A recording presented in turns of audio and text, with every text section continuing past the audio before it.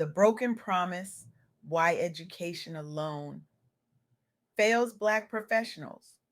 Good morning, everyone. I'm truly honored to be here today, sharing insights from my recent interview with Felix Moore, a visionary leader whose work has profoundly transformed how we understand professional advancement in Black communities. Felix isn't just a researcher, he's a revolutionary truth teller who has courageously documented realities that many institutions would prefer to ignore. His groundbreaking work has illuminated crucial gaps in our understanding of success, particularly for Black professionals navigating complex systems that were never designed with their flourishing in mind.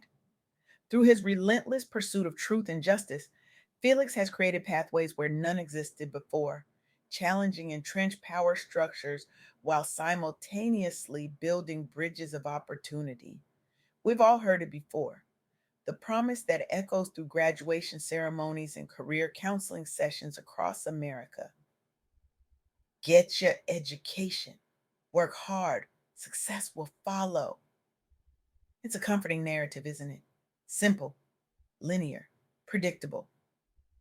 But what if I told you this formula, this supposed universal truth, doesn't work equally for everyone? What if the relationship between education and success is far more complicated, far more broken than we've been led to believe? This is the uncomfortable reality Felix Moore has meticulously documented. Higher education does not guarantee economic parity for Black professionals, especially Black men. While many assume that obtaining a college degree is the key to career advancement and financial stability, recent data shows that even with higher education, Black men experience significantly smaller employment and wage gains compared to their peers of other races. Let that sink in for a moment. The degree that should open doors sometimes barely cracks them. The credential that should level playing fields often leaves them tilted. The investment that should yield return frequently delivers diminished dividends. This isn't just disappointing, it's a fundamental betrayal of the American promise. It's a systemic failure that demands our attention, our outrage, and our action.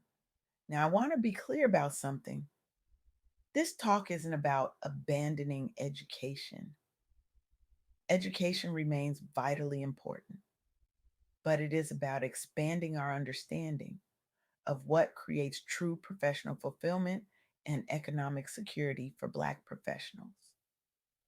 It's about acknowledging that the conventional wisdom around education as a universal equalizer in professional success is incomplete at best and deliberately misleading at worst. Let me share some specific findings from Felix's work that illuminate this reality. The Boston Indicator's 2025 report profiles workforce inequities faced by Black men in Greater Boston's labor market. What they found was shocking: persistent underemployment, even among those with advanced degrees, and limited wage gains despite educational attainment. Over 2 decades, the region saw declining employment rates among prime age Black men without degrees. Only recently have rates returned to early 2000s levels. But here's what's truly heartbreaking. Even when Black men in Boston obtain bachelor's degrees, their employment rates and earnings still lag significantly behind their white counterparts with identical credentials. The education they were promised would change everything, change far too little. This isn't just a Boston story. Similar patterns emerge across the country in city after city, industry after industry. Now, you might be thinking, this is profoundly discouraging. What's the point of pursuing education if the returns are so uneven? That's a fair question. But Felix's research points us toward a more nuanced understanding. Education alone isn't enough. While earning a degree can open doors, systemic barriers mean Black professionals, especially men, often see less benefit in terms of job access and earnings compared to others. The degree is necessary but not sufficient. So, what else is needed? Felix's interviews with successful Black professionals point to three additional factors that are often overlooked in conventional career advice. First, intentional community. The Boston study revealed that community led initiatives focusing on mentorships and networking opportunities tailored specifically for Black professionals have begun to shift outcomes. These aren't just nice to have supplements to education, they're essential components of professional advancement. When local organizations and employers piloted targeted recruitment programs based on these findings, they saw meaningful improvements in hiring and retention. Let me tell you about Marcus, a software engineer with two advanced degrees who spent 18 months unemployed despite sending out hundreds of applications.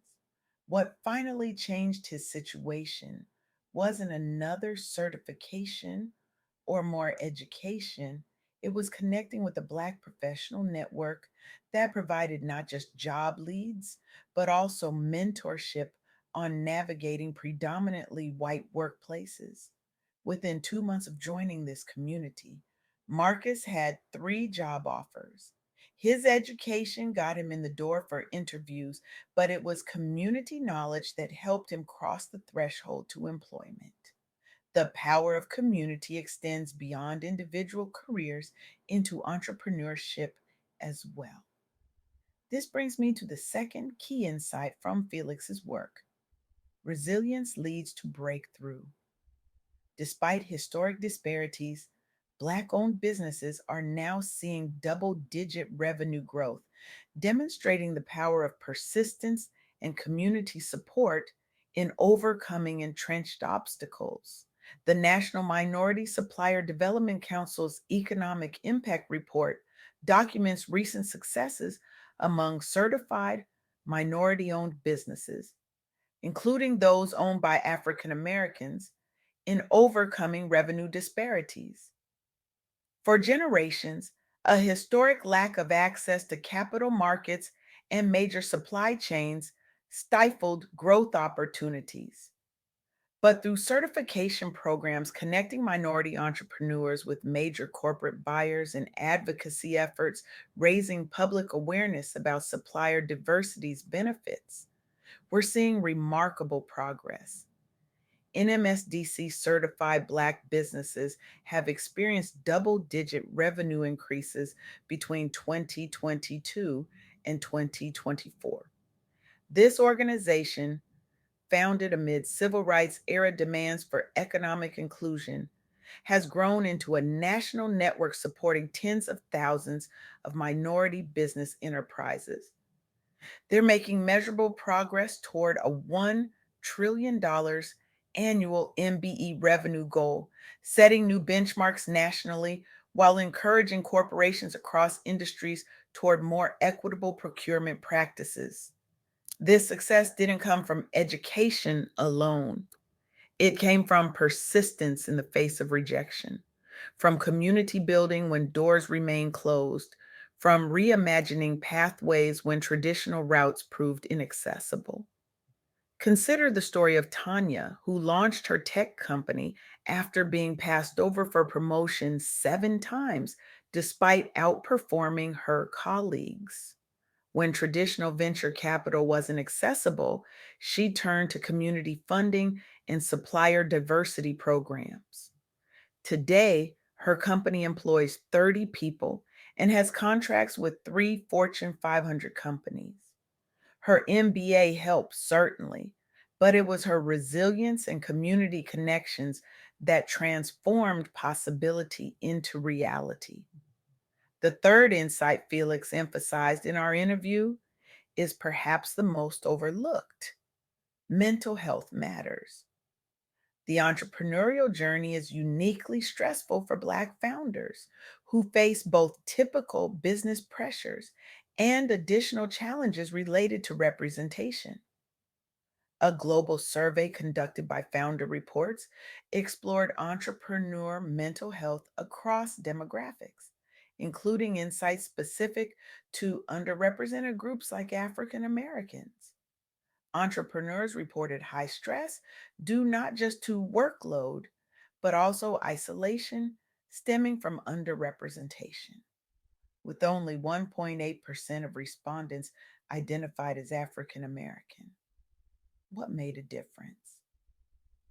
Peer networks formed online where founders could share experiences unique to their backgrounds, helping normalize conversations around stress management and self care strategies tailored culturally as well as professionally. Participants who engaged with such networks reported improved well being scores over time versus those lacking peer connection and support resources. This study stemmed from growing recognition post pandemic that traditional founder support models often overlooked cultural dimensions impacting mental health outcomes within entrepreneurship ecosystems globally, notably so for minorities navigating multiple forms of adversity simultaneously. Its publication raised industry wide attention on intersectional founder wellness needs, prompting accelerators and incubators worldwide to now offer affinity based mentorship options alongside technical training tracks. It helped catalyze broader acceptance that founder well being must be prioritized alongside venture metrics if diverse entrepreneurship ecosystems are truly going to thrive long term. So, where does this leave us? With a more complex, but ultimately more empowering understanding of professional advancement for Black communities. Yes, education matters, but so does community, so does resilience, so does mental health, so does redefining success on our own terms, as Felix shared with me during our conversation. We need to expand our metrics of achievement beyond the conventional milestones of degrees earned and salaries attained. True success includes how well we nurture our resilience, build supportive communities around ourselves, and care for our well being along every step of the journey. For too long, success for Black professionals has been defined by survival, by overcoming, by pushing through, by making it despite the odds. But what if we expanded our definition? What if success also included thriving, not just surviving? What if it meant dropping the superwoman cape and embracing softness not as weakness, but as a radical act of self love? What if success meant having the courage to say no without guilt, to set boundaries without apology, to rest without explanation? What if it meant healing from trauma while building something meaningful? What if it meant protecting your peace as a deliberate practice? These questions aren't separate from professional advancement, they're integral to it. Because burnout isn't success, constant stress isn't success. Achieving external markers while sacrificing internal well being isn't success. True success must be holistic. It must encompass not just what we achieve, but how we achieve it and how we feel along the way. This more expansive understanding doesn't diminish the importance of addressing systemic barriers. We absolutely must continue working to ensure that education delivers on its promise of opportunity for all communities. We must address hiring biases, wage disparities, and unequal access to capital and networks.